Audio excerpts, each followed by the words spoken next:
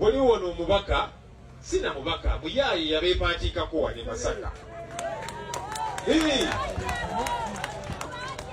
omubbi w'obululu nawulidde agamba nti agenda mu minisitule ya local government kukwata babbi nga gwe kennyini wabba akalulu k'abantu loga nti ate ogenda kukwata babbi oyo naye bamuwamba mubijjukira wa NRM naye ne bamuwamba nendaba bambi bbaawe n'agamba nti nze ndi opposition sirina wa NRM ndi opposition mumpe omukyala wange kakati n'aba NRM muyinza okulowooza nti muli seefu tewali ali seefu tewali. Ye mukulu Honorable Joel Ssenyonyi nga ye leader of opposition mu parliament era yakyali spokesperson w'ekibiina kya NUP era nga ye mubaka omulonde w'e Nakawa East yayambalidde Namere ng'agamba nti okakasa otya Bannayuganda nti ogenda kuyoola babbi mu local government nga gwe kennyini olina mubbi. Ffenna tukimanyi engeri Namere gyatuuka mu parliament, engeri gye baakumpanyamu akalulu ka Rose Nalubowa, engeri gye baakolagana n'abanene mu gavumenti okumakinga sure nti awangula. Ate era mujjukire n'engeri President Yoweri Kaguta Museveni yayogedde lwaki yamuwa obwa minisita, mbu yamuwa obwa minisita kubanga Namere muyombi amanyi ajja kukola ki, mbu omuntu omuyombi aba tatya aba akola. Byabadde ebigambo bya President Yoweri Kaguta Museveni kubanga yagambye yagenda e Masaka n'asanga e Masaka buli omu nga agamba Namere ayina empisa embi, Namere ayina empisa embi, ko ye n'agamba oyo w'empisa embi yagenda okukola. Era nalabye n'abantu nga bagamba nti kino kye kivaako ne full figure kubanga abwebwa obwa presidential advisor kubanga muyombi. Awo tuvuddewo naye nga ye Honorable Joel Ssenyonyi teyabadde na bigambo biwoomu eri Namere. Bannange tubadde tukyakungubagira Sydney Gongodio omuvuka w'emyaka 27 enzaalwa ya Budaddiri mwana mugisu eyattibwa wiiki ewedde ng'abantu bagamba mbu baali bamuteebereza okubba okunyakula akasawo. Sinida abadde planned kid ava mu maka amalungi agasoma abalina ssente era nga brand ambassador wa bitongole ebimu, nga muyizi e Makerere University, muzanyi wa rugby nga azanyira Pirates era nga azanyira ne Uganda Cranes. So omuntu kyagamba nti nedda ndowooza waaliwo ekitagatta wano eno. Abamu ne batuuka okugamba nti omwana mulenzi oyo kirabika baali bamutambulirako, era abamu ne batuuka okugamba nti omusajja owa bodaboda oyo Bedi nti alina kyamanyiiko, nti engeri gye yakambuwalangamu nga tayagala Sydney ayogere n'okuleeta oguti ogunene nti yandibanga yayagala azikize obujulizi nga babba emmotoka abamanyiiko. Era jjukira omwami awaliwo omwami omu yavaayo n'agamba nti ono Bobedi mubbi awedde emirimu, era yagamba nti we mba nimba abeeruweero muveeyo mugambe nti nimba mbu. Tubadde tukyakungubagira bambi Sydney ate munabyamizannyo omulala era naye muzannyi wa rugby naye n'ava mu bulamu bw'ensenyu omukulu Adnan Kavuma. Kigambibwa yafiiridde mu tulo, yeebase teyasobodde kubanga ate asisimuka. Kitalo nnyo era kitalo ddala. Era omwana abuuzizza ekibuuzo kiki ekigenda mu maaso ku ttiimu ya rugby. Ebibuuzo bingi naye nga ansa ntini. Awo nga tweyongerayo mu mawulire ag'enjawulo nga tuvuddeko eyo mu rugby, bingi nnyo ebigenda mu maaso wano eno mu ggwanga Uganda, ate ffe ogwaffe tubawo kubanga tukutuusaako buli kimu nga wekitambula era nga wekiri. Abannayuganda bakyalina ebibuuzo bingi ku nfa y'abaana ba rugby. Ono avuddeyo n'abuuza kiki ekigenda mu maaso mu UPDF, era we twogerera waliwo ofiisi omulala eyafiiridde mu kabenje. Ebyaddala buli omu ali kwebuuza lwaki bannamagye bali kufa baggwaawo. Stephen Akampeme ng'ono abadde kapitaani w'amagye ga UPDF afiiridde mu kabenje de Kabusa. May he so rest in eternal peace. Naye nga kitalo nnyo era kitalo ddala. obubenje nawo ofuuse obubenje era munange osiima otuuse yonna gy'olaga nga byonna bigenda mu maaso. Ono avuddeyo n'agamba nti Bobi Wine oba pulezidenti w'ekibiina kya NUP nti omusajja akyasinza amaanyi. Lwaki ayogera bw'ati? Ensonga ze zino wamanga. Naye bannayuganda tukkirize omwami His Excellency Robert Kyagulanyi Ssentamu omusajja alina amaanyi.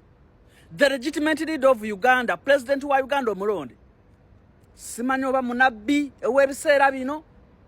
Nkusaba ontambulize video. Oba ani gwe yali ayogeddeko oba kwekubya naye ekifaananyi n'asigala kyekimu tewali. Abaali bafunye chance ne mumusemberera. Mumanya amasannyalaze agabeera awo. You cannot relate. His Excellency ayimirira gyali mayiro emitwalo 10 n'akwogerako. No trending mu Uganda.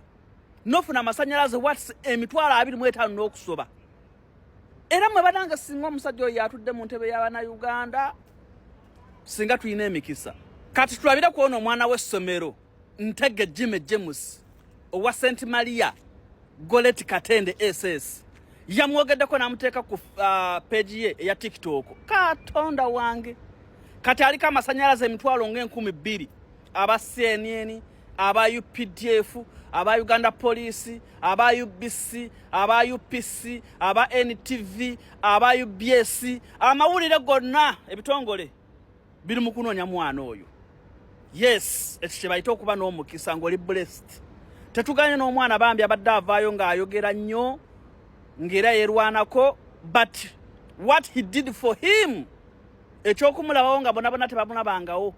Omwana ali eyo bambi aliko obulemu naye ne organization z'Abannayuganda mbu sivanya ffe tuyamba abalema tezivanga na mumuyamba naye nga yeekubira dde omulanga. So mbagamba ekintu kimu, tuli ba mukisa okubeera ne His Excellency Robert Kyagulanyi Ssentamu. Ye twogera bino nakuli omwana ng'ayina statement gye yakozesezza mu video ye n'entuuka ku mutima. Omwana yakubye statement egi yetagogena mu Word Genesis Book of Record. Bw'otajjaayo teri agenda kukumanya. Nze nkubuulidde bw'otajjeeyo teri agenda kukutegeera. Eyo statement yakubye ensi yonna. Eyo statement y'amaanyi.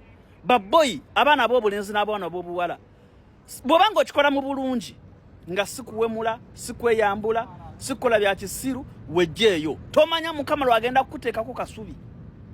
Omwana yalemerako mpaka genda owuliriza sitole ye. Bw'otajjaayo teri agenda kukutegeera nti gy'oli. Vaayo oba olina mwana wo ng'omulaba muteeke mu media tomanya. Gwe muteekemu ensajja muvuma naye tomanya kigenda mutuukako. Tomanya mukama wamutegekedde biseera bya maaso. Kati yoyo Ntege aliko obulemu teyesobola bulungi naye ayeerwanyeko mpaka. Kati gw'olina omwana we alabika bulungi tosobola muteekayo n'omuteeka mu bizinensi yo bajja kunvumira omwana. Ennaku zino bw'otajjaayo teri agenda kujjayo.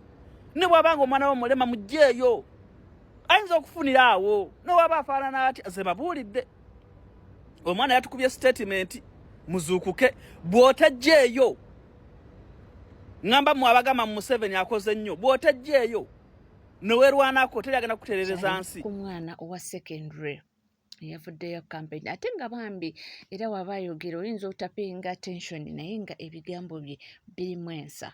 Era ssaawa yakakati atrendinga akutte wansi ne waggulu.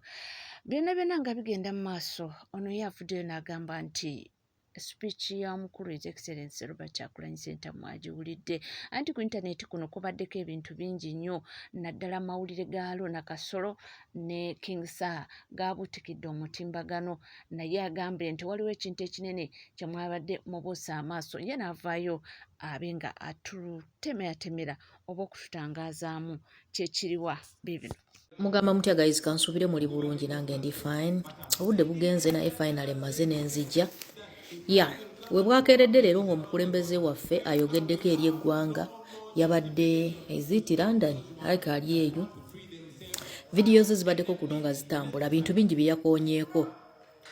era nebaza buli mwana apostinze message y'omukulembeze n'agiwaganya wano wakati mu bibuuzo ebingi ku midiya kuno wakati ng'olutalo lwa King Saha ne Kasolo lukyagenda mu maaso wano ku midiya luyinda okufaako obufe n'ebibooziboozi ebirala okitegeera naye message y'omukulembeze still neeyitawo ng'era toscrollinga video bbiri nga tonnasanga video ya mukulembeze kuba yakoze message nyingi video nyingi zatemeddwa naye omukulembeze alina we yatuuse n'akoonera ku bibadde bigenda wano maaso mu struggle naddala kuffe ng'ayogera kuffe abaana abavuga omumwa wano ku internet atuuse n'atusaba n'atugamba banaye temuggwamu maanyi nange nyongera eddoboozi ku lya pulezidenti waffe banaye temuggwamu maanyi tugenda batuusa tugenda tuuka gye tulaga naye nabagamba wano tugenda kubatuusa mwagala temwagala tujja kubawalula abanalemererwa abanaava mu muguwa betunaasiba mu muguwa ne mugusikamu omutwe bwe guti mwe ne mugwa awo tujja kukkiriza nti mwe mukomyawo naye nga tonnasika mutwe mu muguwa nga tukutadde ne ku muguwa tukusika n'ogaana awo ojja kutuukira ku muguwa okitegeera olutalo tulina dduggusa banaye ng'ogwa mu generation yeno erimu Kyagulanyi nga ye mukulembeze ng'oli mu myaka gyange gino gye ndimu n'okweyongerako waggulu katono n'okukka wansi mukyala ne bw'oneebuzaabuza gwaliwo luno olutalo eizo ojja dduyingira lwa mpaka oba ojja dduvaamu bya mpaka nze nkubuulira omusajja atwegayidde naga temuggwamu maanyi mulemereeko tugenda tuuka ekituufu bitama waliwo wootuuka ng'owulira yesi bikutamye naye tozikiza ayina we yakonedde ku point naddala kati wabaddewo muganda waffe yavudde mu struggle n'atuwa ensonga ye struggle ekyamuleeta maama we yali tannatandika kukola zino video maama we oba oliawo pressure zaali tezimukuba naye nga bwe zimukuba at least yadde engulu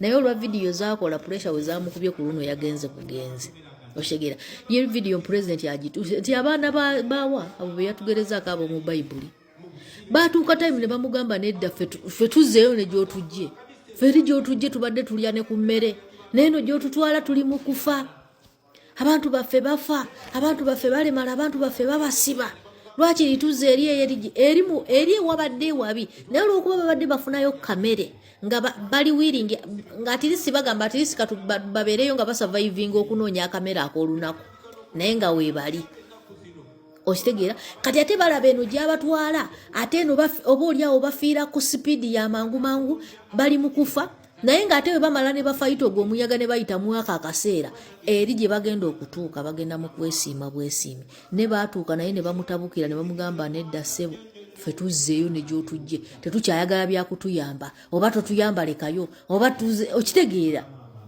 nagamba bannange obudde buba butandika we buba bugenda okukya bukwata nnyo enzikiza n'olaba nga buzibidde ddala nga bulinga obwakatandika kumbe bukya bye bigenda maaso e Uganda tugenda kutuuka ate omukulembeze kasita agamba tugenda kutuuka mujjukire wano buli omu akkiriza nti yatusinga okulabayo mwenna mukkiriza nti yatusinga okulabayo era walaba nga atudde ffe tumala kuyimirira ne bakupangako n'omulala waggulu n'olyoka olaba gy'alabye ng'atudde okitegeera so much respect tulemezeemu bano abasajja tubanyeenye saawa yonna bajja kudduka naye nga bwe nabasabye kino ekikazi kya Kasolo temuddamu kiyita ku mikolo ekyo simanyi kipulinsa amiiri ebyo byebibbi by'essente z'eggwanga Kasolo abbaawa bbyo temuddamu kiyita ku mukolo mukireke kigende kiri eza Kasolo bagende balye ku ssente za Kasolo oba olina ebiyimba byakyo mu ssimu byonna bidiriitinga obijjemu bw'osanga ekividiyo kyakyo wano nga kitulendinga tokiraba kiriyiteeko kikonere ku peegi yakyo bantu abo baatutama baawe bwakubba eri waggulu nakyo bwe kijjeno wansi bwe kibasokoola ekyo kipulinsa amiira mukiboole ebiyimba byakyo mu biboole temuddamu kiyita ku mikolo wadde kirina agayimba aganyuma atirisiti muyite ono kiyamaani waffe ow'omuleeba ono anti oyo yatukwatira ekifo omuleeba oyo yaani oyo Beki muyite Beki agende eyo yetinkulenga ekisaanyi kasita naye musiki wanyuma ow'emikolo tuli ku nsonga ya Rashida eyavudde mu struggle nalabyeko n'omukulu techa Fred Kajubirumbuye naye yayogeddeko ku mukyalo oyo nti munange mu struggle teri yabayita era bw'oba genda kubanga era teri yakutuma teri yakuyita teri gwosiibula era naye ayongerezaako eddoboozi kwabo. Tuyise mu bizibu bingi nnyo, twali bangi nnyo naye weewuunya nti ssaawa zino baliwo batono nnyo. Abalala baasirika, abalala bajja kunula nsawo zaabwe lwaziruna ne basirika.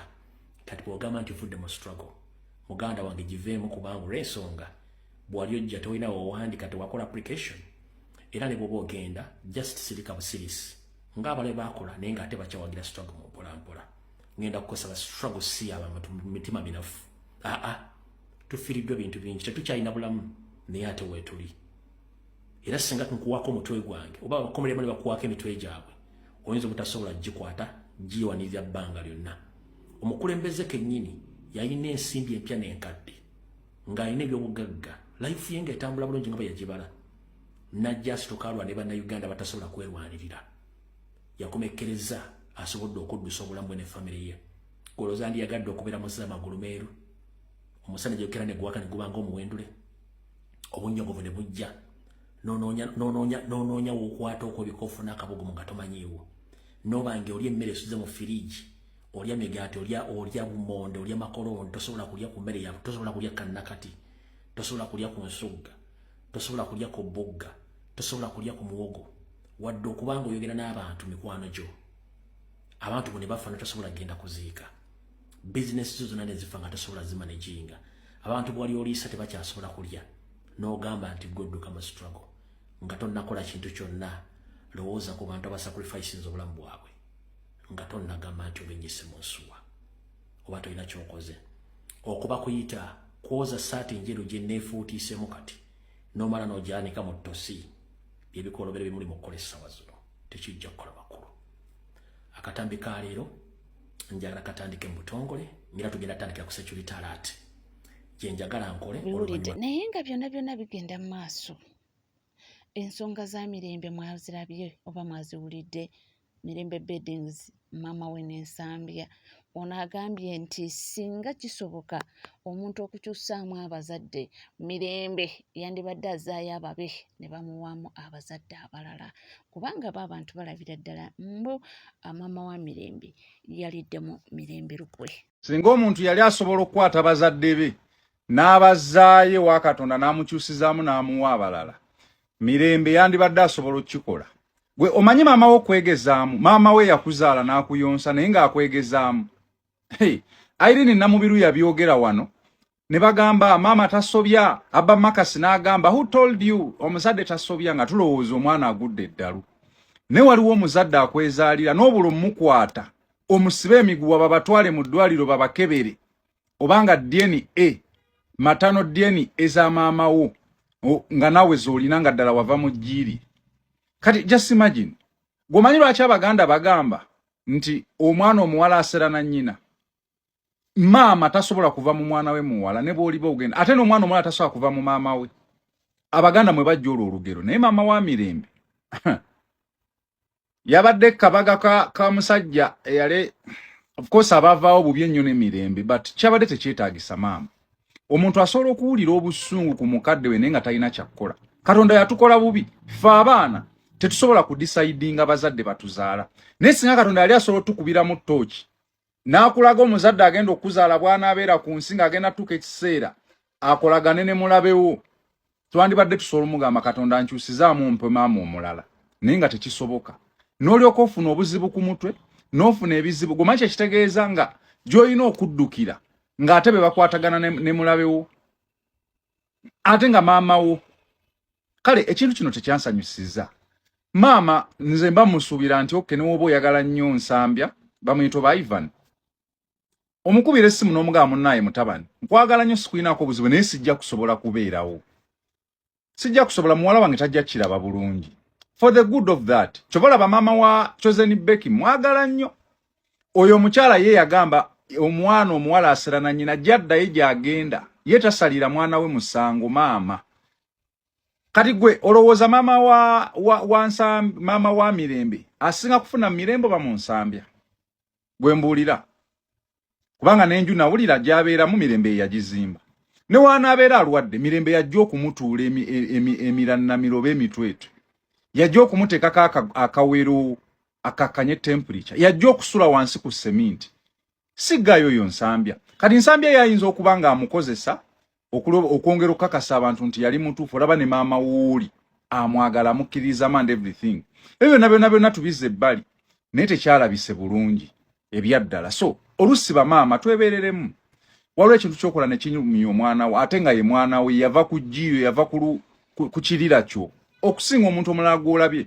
Mmwe oyo gw'oliko wamulabira ku muwala wo ng'amukuleetedde nti ono ye boyfriend wange oba ye bba wange. Ebyo by'owulira ffe tubawo okuba nga tukuwa opinion z'abantu, era abantu bangi nnyo abavuddeyo ne balaga obutali mativu, ate abalala ne bavaayo ne basupportinga maama wa Mirembe ne bagamba nti oyo ye muzadde omutuufu, tolekerera mwana wo kubanga abula. Bo ndowooza maama n'abaganda ba Mirembe bapushinga okumakinga sure nti Mirembe addayo ewa Nsambya. Ate ye Mirembe bambi ayina ensonga ze lwaki ndowooza alabira ddala nga si yeyo gy'asaanidde okuba ng'abeera, era alaba nga tajjayo. NCK TV teweerabira kubanga osubscribinga, ringinga that notification bell, sharinga, likinga, ebisigadde butereeva amawulire tujja kubanga tugakuweera, tujja kubanga tugakutuusaako wonna woli wonna wosinzidde. Tuula butuuzi kalira nywera, buli kimu kye weetaaga wano wokka ojja kubanga okifuna. Sigala naffe tuva.